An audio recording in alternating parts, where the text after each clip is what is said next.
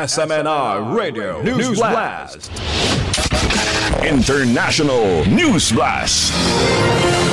Sa atong balita gikan sa gawas sa nasod, napuno sa kalipay ug pasalamat ang International Children's Day celebration sa mga batang Moroccan. Nagkahiusa ang mga bata alang sa espesyal nga kalihukan, diin gipang hatagan sila og mga regalo nga ilang gidawat uban ang dagong pahiyom ug pagpasalamat. Suma sa report, ang mga regalo nagsimbolo sa pagatiman sa pagpangga sa mga bata bisan pa man sa gilayon tali sa mga nasod. Gipasiug usab sa maong kalihukan ang mensahe nga ang gugma ug pagkamanggihatagon walay utlanan ug mahimong makaabot sa mga bata bisan asa nga dapit sa kalibutan. Ang maong outreach giingong inspirasyon ni Pastor Apollo C. Kibuloy isip pagpadayag sa gugma ug pag-atiman alang sa mga kabataan.